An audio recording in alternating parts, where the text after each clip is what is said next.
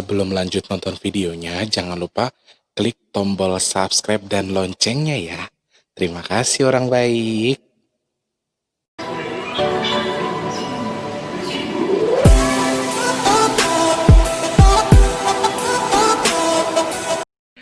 Assalamualaikum warahmatullahi wabarakatuh. Salam sejahtera untuk kita semua. Semoga selalu sehat. Semoga selalu diberi kemudahan untuk kita semua. Alhamdulillahirrabbilalamin. Alhamdulillahirrabbilalamin. Mas Tulus masih bisa ketemu sama kalian, masih bisa ngobrol, masih dikasih sehat, masih dikasih kemudahan untuk bercuap-cuap di podcastnya Mas T di Big Tulus Official ya. Selamat pagi, siang, sore, dan juga malam untuk para subscribernya Mas T dimanapun kalian berada. Semoga selalu sehat. Semoga yang sedang dalam susah rezeki semoga dilimpahkan rezeki. Semoga yang dalam susah jodoh semoga cepat dijatakan jodohnya. Semoga untuk yang belum bekerja segera diberikan pekerjaan oleh Allah Subhanahu wa taala, dan yang sudah bekerja semoga segera diberikan tempat yang baik di pekerjaannya dan juga diberikan kemudahan untuk segala urusan baiknya. Amin ya Allah. Selamat pagi, siang, sore, dan juga malam untuk para subscribernya Mas T dimanapun kalian berada, yang ada di Indonesia tempat terkecuali. Yang sudah subscribe terima kasih banyak, untuk yang belum, yang baru datang, yang baru join minta supportnya dulu lah buat di subscribe channelnya Mas T. Semoga bisa memberikan inspirasi. Di sini akan banyak ilmu, banyak pelajaran yang bisa kita ambil, banyak pelajaran yang bisa kita jadikan acuan untuk menjadi lebih baik pastinya ya. Selamat bergabung saja untuk yang baru bergabung. Untuk yang kalian pengen berdonasi, pengen ngobrol sama Mas T, pengen pesan minyak bidara misalnya nih contohnya ya, di Mas T juga bisa.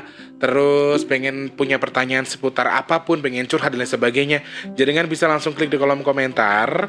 Kritik dan saran juga boleh, ataupun ingin DM di Instagramnya Mas T juga bisa di bigtulus_bp2. Di sana ada Instagram, di deskripsi itu ada Instagram, ada email, ada Facebook juga. Silakan untuk yang teman-teman yang mau bergabung, yang mau ikut berpartisipasi, boleh langsung join saja di Instagramnya Mas T. Susah ya kalau punya teman baru, jadi untuk beradaptasinya dengan mereka ini agak susah, karena mereka masih ya seperti itulah kurang lebih ya. Mereka masih sangat labil dan mereka belum bisa memahami, oh Mas T ini begini orangnya, oh Mas T ini begini gitu loh. Jadi masih agak jadi pertanyaan, kenapa mereka seperti ini, kenapa mereka seperti itu. Dan yang bisa dipastikan adalah ya, mereka adalah mereka dan Mas T adalah Mas T. Susah untuk dipikirkan, susah untuk disatukan dengan kita, karena mereka baru ingin beradaptasi dengan kita gitu ya. Nanti kapan-kapan kita bahas, karena si Fanan sudah penasaran sama teman barunya Mas T. Tapi kalau saya ceritain pasti lucu nanti ya. Kalian pasti ketawa. Untuk yang ada di seluruh Indonesia tanpa terkecuali, semoga selalu sehat, diberikan keberkahan selalu. Yang ada di Papua, kemudian yang ada di Sulawesi, di Makassar, Kendari, Palu, Polewali Mandar, Ambon, Ambon, Manado, kemudian ada di Kalimantan, untuk yang di Pontianak, di Banjarmasin ya, yang ada di Pasir, kemudian di Pekanbaru, di Bontang, di Berau, kemudian yang kamu jangan pecahin pikiran aku dulu. Nanti kamu tak kenalin dengan mereka, tapi kamu sabar dulu ya. Gitu loh.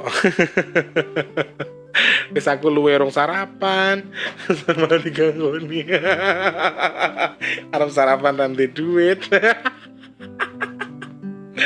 Digangguin lagi sama dia, ya Allah. Untuk yang ada di Kalimantan diulang lagi ya, Balikpapan, Palangkaraya, kemudian Pontianak, terus ada dari Pasir, terus Berau sama Bontang, aman. Sumatera yang dari Medan, kemudian dari Padang, dari Jambi, Bengkulu, Bangka Belitung, Sumatera Selatan, Lampung, juga untuk yang ada di Jakarta, Depok, Tangerang, Bekasi, Bogor, Cianjur, kemudian yang ada di Cikarang, Cikampek, Karawang, Bekasi, kemudian yang ada di Bandung, kemudian yang ada di Cirebon, Cilacap, Tegal, dan juga untuk yang ada di Semarang, Kendal, Ngawi, Blitar dulu, terus Sragen, Wonogiri, kemudian yang ada di Solo, di Jogja, kemudian di Jombang, Malang, Sidoarjo, Ngawi, Blitar mana yang Bali ya. Terus yang ada di Surabaya dan juga untuk yang di Banyuwangi. Semuanya yang belum tersapa mohon dimaklumi ya. Kadang-kadang Mas T juga lupa. Untuk yang punya Malaysia, selamat pagi, siang, sore, dan juga malam. Untuk yang ada di Singapura, kemudian Taiwan, Taipei, Hong Kong, Macau, Arab Saudi, Jeddah, kemudian yang ada di Brunei Darussalam buat kakakku Ajijah, kemudian yang ada di Swiss, kemudian di Los Angeles, di Jerman, di Sydney, di Qatar, pokoknya semuanya semoga Allah mudahkan rezeki kalian, sehatkan badan kalian, diberikan kemudahan untuk segala urusan baiknya. Amin ya Allah. Dan yang pasti kita bakal bahas sebuah pertanyaan yang agak sedikit internasional. Karena saya rasa pertanyaan ini agak-agak jarang dipertanyakan di Indonesia ya. Karena pertanyaan ini datangnya dari abang kita yang punya Malaysia ya. Pertanyaan pertama adalah wujudkah Bigfoot itu? Bigfoot itu kalau yang pernah saya tahu ya, Bigfoot itu adalah makhluk sejenis kera atau gorila yang besar sekali, tetapi untuk bukti keberadaannya secara nyata itu tidak ada. Bukti keberadaan secara nyatanya tidak ada. Jadi dia hanya sebuah makhluk yang hanya digambarkan, ada bukti foto, tetapi yang difoto itu dulu konon katanya sebenarnya adalah gorila, bukan Bigfoot. Bigfoot apa Bigfoot bacanya ya? Bigfoot kayaknya deh. Kalau Bigfoot itu makanan. Bigfoot. Adakah semacam genderuwo atau Bigfoot itu adalah jelmaan genderuwo? Nanti kita bakal bahas ya Bang ya. Lalu benarkah gurun atau petir di langit itu menandakan para malaikat merejam jin dan syaitan? Oke. Agak ngeri ya pertanyaannya, kalau ini sih membawa sedikit jalur ke agama, jadi mungkin saya agak sedikit ngerem untuk pertanyaan soal petir. Kita bahas tentang Bigfoot dulu ya. Bigfoot apa Bigfoot, kalau misalnya ada salah pemahaman atau salah pengucapan saya minta maaf ya. Bigfoot ini saya dulu pernah juga, kebetulan banget Mas Teh dulu suka baca majalah Liberty namanya. Majalah Liberty, majalah misteri zaman dulu, dan Mas Teh secara garis besar sangat penasaran sekali dengan apa yang dimaksud Bigfoot ini apa sih sebenarnya, terus genderuwo ini apa sih sebenarnya. Dan memang secara garis besar mereka ini tidak ada di Indonesia. Mereka hanya ada di kawasan Amerika, Kanada, dan juga di kawasan Asia Tenggara. Tidak ada, kebetulan saja tidak ada di Indonesia. Sebenarnya ada, mereka tuh satu spesies. Mereka tuh satu jalur, satu ilmu, satu guru, satu dan memang saya bisa katakan secara garis besar Bigfoot dan genderuwo itu adalah satu keluarga. Kenapa di luar negeri disebutnya Bigfoot, tapi di Indonesia kita sebutnya adalah genderuwo ya. Memang wujudnya persis seperti kera tapi besar sekali, gorila, kemudian berbulu ya, dan baunya busuk, kemudian bau amis karena dia tak pernah mandi ya kan.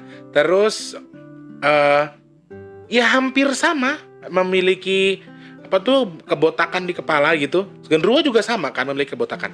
Hanya saja Bigfoot ini kalau menurut Mas T ini sebenarnya makhluk fiktif ya. Ini makhluk gaib ya, bukan makhluk nyata. Jadi tidak bisa kita lihat secara nyata. Kenapa Mas T bisa menjawab? Karena teman Mas T ini si Abdul Soleh ya.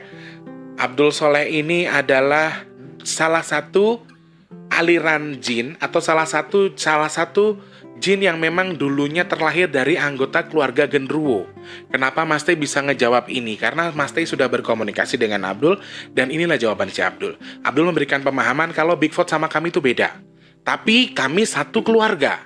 Bigfoot itu jauh di atas kita satu langkah, satu jalur. Bigfoot di sini, genderuwo di sini. Kurang lebih seperti itu ya. Jadi hanya saja kalau Bigfoot itu mereka lebih cenderung suka diam. Mereka lebih cenderung tidak suka memperlihatkan diri terhadap manusia. Mereka lebih senang berdiam diri di satu lokasi, dan mereka tuh hidupnya bergerombol dan kakinya cukup besar. Tetapi ketika dikategorikan besar mana sama genderuwo, sebenarnya Bigfoot ini lebih besar daripada genderuwo. Secara garis besar, ini menurut pandangan gaib ya. Jangan dipandang secara real. Ini menurut pandangan gaib Mas Tulus, yang Mas Tulus komunikasikan dengan si Abdul. Kalau Bigfoot itu lebih besar daripada genderuwo, tetapi secara derajat mereka di bawah genderuwo satu tingkat di bawah genderuwo ya. Karena Bigfoot ini tidak memiliki mahkota, tidak memiliki sejenis mahkota gaib di sini. Kemudian matanya tidak berwarna merah dan tidak memiliki sebuah pusaka di sini yang bernama merah delima. Di jidatnya hampir semua genderuwo, di sininya, di atas sini ada yang nempel di mahkotanya, ada yang di pas di tengah-tengah sini, itu selalu ada batu merah, ada yang warna merah, ada yang biru, akan tetapi keseringan yang Mas Teh lihat di badan genderuwo itu adalah merah.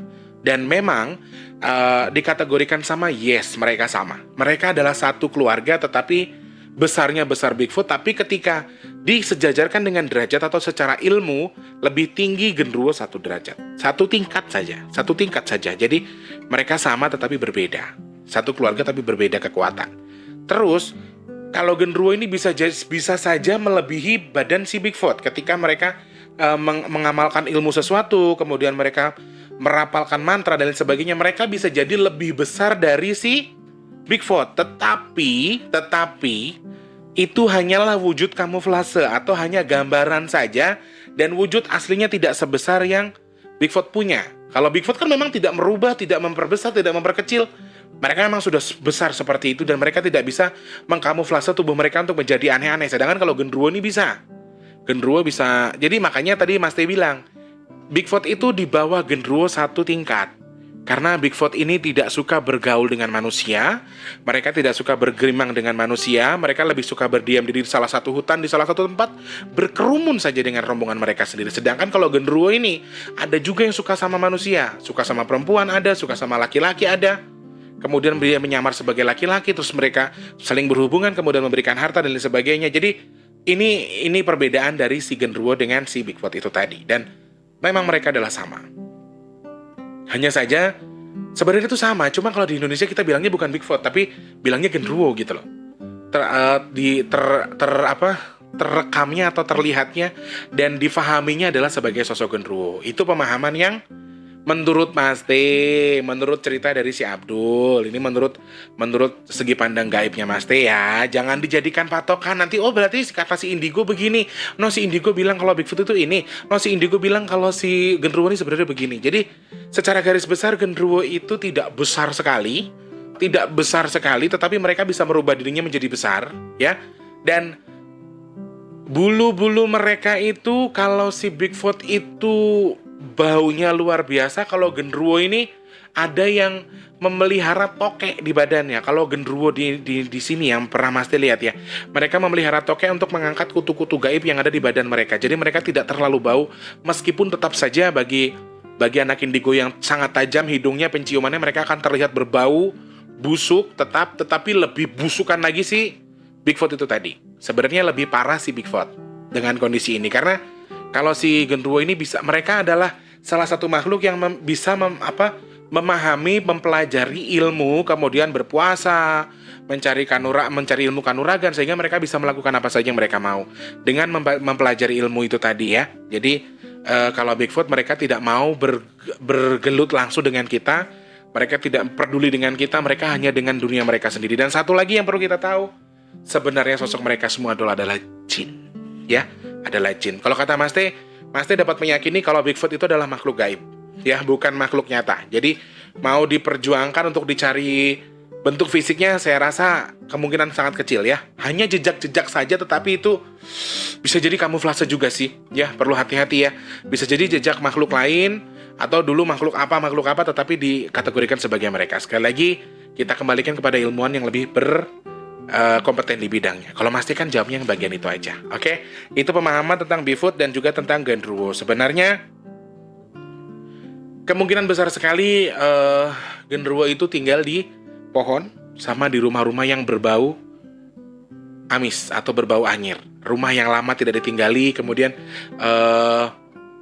berbau asem, atau rumah-rumah yang memang ada di pinggir-pinggir kali, di pohon-pohon bambu, ya, kemudian di pohon beringin yang besar, karena badan dia besar, dan mereka lebih suka tinggal di kamar mandi. Paling banyak mereka tinggal di kamar mandi. Jadi kalau jenengan sedang explore tempat, mengeksplor rumah kosong, ya, terus jenengan pengen cari genderuwo tuh hampir di mana-mana ada. Dan paling sering mereka berdiam diri di dalam toilet atau kamar mandi. Jadi kalau mau explore tempat, nyari genderuwo ya ke kamar mandi aja. Lalu benarkah guru atau petir itu menandakan para malaikat, perjam jin dan syaitan? Nah, kalau pertanyaan yang ini Mas Teh tidak bisa menjawab. Kalau Mas Teh menjawab, berarti nanti Mas Teh bilang Mas Teh pernah melihat malaikat. Mas Teh bisa melihat malaikat menghajar jin dan setan. Ya, secara tidak langsung mungkin akan terlihat kalau Mas Teh ini seakan-akan orang yang bisa menyaksikan malaikat merejam jin. Ya, dalam sebuah ilmu agama mungkin ada beberapa hadis ataupun ayat yang menjelaskan tentang petir tadi atau tentang guru tadi.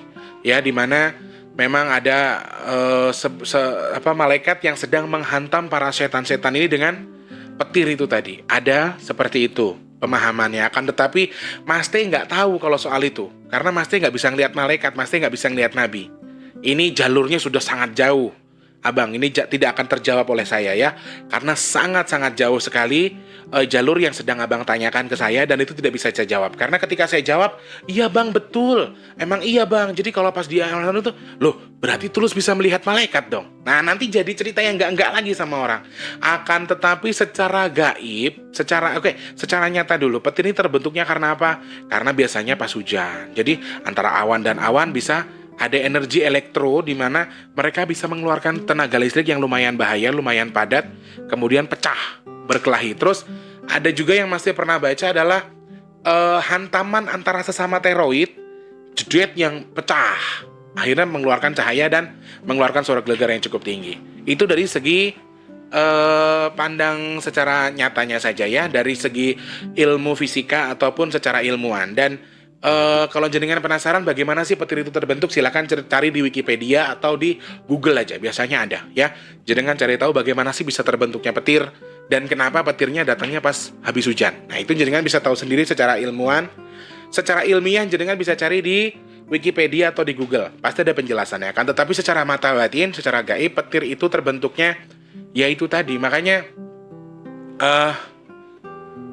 Mas Teh tidak bilang kalau malaikat sedang menghajar setan atau apapun ya. Jadi Mas Teh tidak bilang seperti itu. Tetapi sekali lagi petir ini biasanya dijadikan seleksi. Petir ini adalah punya Allah, petir ini adalah hak Allah, petir ini adalah milik Allah. Dan dijadikan seleksi untuk menghantam para jin-jin yang ada di beberapa tempat di dunia. Ya, di beberapa titik. Dan Mas Teh tidak bisa menyebutkan apakah betul yang menghantam itu malaikat atau bukan. Mas Teh nggak tahu. Mas Teh tidak tahu dalam hal ini, tetapi yang Mas Teh lihat memang kebanyakan kenapa orang bisa tersambar petir, kenapa orang ini. Nah, kita tidak boleh berpikir, oh orang itu banyak dosanya, oh orang itu banyak banyak itunya. Tidak bisa mengkategorikannya seperti itu. Tetapi ketika kita nggak bisa ngelihat orang, misalnya di sawah tersambar petir, terus mereka megang HP misalnya, sedangkan HP itu kan penghantar ya. Mereka mencari sebuah sinyal dan secara ilmiah memang petir ini kan mencari tempat untuk membuang apinya itu loh, entah di pohon entah apa. Sedangkan kalau di persawahan adanya tempat sentral yang disambar sama dia itu memang cuma gubuk. Nah kebetulan di situ ada ada tenaga atau energi yang memang menarik si petir tadi untuk menyambar si orang itu tadi. Itu yang pertama. Yang kedua memang sudah diizinkan sama Allah untuk dihantam, entah karena dia terlalu berdosa, entah karena memang Allah pengen mencari jalur meninggalnya seperti itu. Nah itulah makanya kita selalu minta sama Allah, selalu berdoa sama Allah, ya Allah panggillah kami dalam keadaan istiqomah, dengan kondisi yang bagus, dengan kondisi yang baik. Kami selalu minta seperti itu kan. Makanya jangan sampai meninggal ditabrak, kecelakaan, kemudian disambar petir dan lain sebagainya. Tapi kita nggak pernah tahu semua itu terjadi karena izin Allah. Dan memang Mas Teh pernah dengar ada seseorang yang bisa mengontrol petir, Ki Ageng siapa gitu namanya, dulu pernah membaca. Itu hanya cerita ya, cerita fiktif atau nyata Mas Teh nggak tahu. Tetapi ada orang yang bisa mengontrol petir kemudian dipegang, dibuang. Ada yang seperti itu. Dan Mas Teh dulu adalah orang yang sangat takut dengan petir. Dulu sempat merasa trauma dengan petir karena Mas Teh pernah melihat ada sebuah pohon besar. Itu waktu pulang sekolah tuh tersambar petir. Dan di pohon itu banyak sekali teman-teman Mas Teh. Ngerti ya maksudnya teman-teman Mas Teh ya? Jadi teman-teman halus Mas Teh itu banyak yang tinggal di pohon itu. Dan secara tidak langsung mereka tuh semua langsung terbakar. Dan Mas Teh gak bisa ketemu sama mereka lagi. Jadi saya rasa petir ini diadain sama Allah secara ilmiah memang sudah ada jalurnya, ada penjelasannya, tetapi secara gaib memang Allah jadikan sebagai seleksi untuk mengambil beberapa makhluk Allah, termasuk jin, termasuk manusia, termasuk menghancurkan tempat, termasuk memberikan musibah. Intinya memberikan musibah kepada makhluk hidup, dan juga menseleksi manusia-manusia yang tidak baik, ya. Belum tentu juga dia baik ataupun nggak baik sih sebenarnya, tetapi lebih banyak yang tidak baik yang diseleksi sama Allah dengan diambil melalui petir. Kemudian adalah menyeleksi jin-jin yang memang sudah seharusnya diambil sama Allah untuk dikurangi, untuk dibunuh ataupun dihanguskan dengan petir itu tadi. Nah, kurang lebih seperti itu pemahamannya. Mas T tidak bisa menjawab secara detail, secara jauh lagi soal pertanyaan tentang malaikat dan lain sebagainya, karena Mas T sejujurnya tidak bisa melihat malaikat. Mas T hanya bisa melihat diri Mas T sendiri. Mas T hanya bisa melihat Mas T itu baik apa belum. Mas T hanya bisa melihat Mas T itu kurang harunya seperti apa sih, gitu loh. Mas T itu bagaimana sih sebenarnya. Akan tetapi sekali lagi kita perlu tahu bahwa petir ini diciptakan oleh Allah, milik Allah, hak Allah, dikenakan ke siapapun yang maunya Allah, terserah Allah. Ya, cuma memang seperti yang Mas T bilang, ini adalah seleksi untuk beberapa jin, beberapa setan yang memang sudah keterlaluan, sudah sewaktunya untuk dihajar sama Allah, sudah waktunya untuk dihantam sama Allah dengan petir itu tadi. Dan memang kenapa kita kalau ada petir kita jarang dilarang untuk di bawah pohon, karena sebenarnya penjelasan ilmiahnya itu ada, ya. Kenapa kita pas petir kita nggak boleh megang HP? Karena ada penjelasan ilmiahnya. Jadi kita jangan berpatokan dengan oh gaib, semuanya gaib. Nggak bisa. Semuanya tetap harus ada pemikiran ilmiah, pemikiran yang betul, pemikiran nyata, pemikiran real seputar apa yang kita pahami sebagai sesuatu yang gaib tadi. Tidak bisa kita mematok, oh iya begini, tidak bisa. Semua yang terjadi di dunia ini semua memang atas izin Allah Subhanahu wa taala. Akan tetapi kita juga harus berpikir secara nyata, secara real. Oh, ada kok jalurnya. Oh, ada kok begini. Kenapa? Makanya kebanyakan yang disambar itu pohon. Entah itu pohon memiliki tenaga sesuatu, memiliki energi sesuatu, kita nggak pernah tahu. Atau kenapa orang itu disambar? Mungkin orang itu memiliki dosa yang banyak, atau memang Allah sayang sama dia mengambilnya dengan cara seperti itu. Nah, kita nggak pernah tahu. Jadi kita jangan memandang semuanya dari segi gaib. Dan sekali lagi, yang berhubungan dengan agama, dengan malaikat, dengan nabi, tidak bisa ditanyakan kepada Mas T, ya. Tidak bisa Mas T jawab, dan itu batas kemampuan Mas T untuk menjawab itu. Dan kalau toh bisa dijawab pun Mas T jawab nanti berurusannya dengan agama. Akhirnya ujung-ujungnya penistaan agama. Karena kebanyakan jalurnya berbeda, kemudian jawabannya berbeda. Nanti yang ada Mas T jadi tersangka penistaan agama. Kok kamu bisa ngelihat malaikat nyambukin setan? Kamu bisa ngelihat malaikat nyambukin jin misalnya, ya, seperti itu. Nah, itu yang sedikit agak berbahaya sebenarnya. Tetapi yang perlu kita pahami sekali lagi adalah emang Allah itu punya hak untuk menyeleksi kita dengan segala macam cara. Semoga kita termasuk orang-orang yang istiqomah dalam suasana terjemput nanti mendekat kepada Allah, kembali kepada Allah dengan kondisi yang istiqomah. Amin ya Allah. Oke, kurang lebih itu pertanyaan yang bisa saya jawab tentang Bigfoot ataupun genderuwo tadi. Yes, sama. Kemudian tentang petir, dan petir ini memang ada sebuah kekuatan yang menaungi petir itu sendiri. Dan sudah pasti ini atas izin Allah, atas kehendak Allah. Dan yang perlu kita tahu adalah semua ini izin dan hak Allah, ya. Secara garis besar, secara gaibnya itu tadi bisa kita bahas tentang petir. Selebihnya jenengan bisa baca di Google atau di Wikipedia tentang realnya petir ini apa sih? Kenapa dia nyambernya pohon? Kenapa dia nyambernya orang? Kenapa kita bisa tersambar? Karena sekali lagi, semua badan manusia ini ada aliran listriknya yang tidak kita sadari. Nah, nanti pikiran kalian apa? Oh, kok itu samber, dosanya akeh. Tuh si mbah itu nyamber di samber petir, soalnya mbah itu dukun. Belum tentu. Padahal memang di semua anggota tubuh badan kita ini sebenarnya ada sebuah aliran listrik yang mungkin ada yang besar, ada yang kecil, ada yang terlalu besar, ada yang terlalu menonjol atau tidak. Nah, kita nggak pernah tahu itu, ya.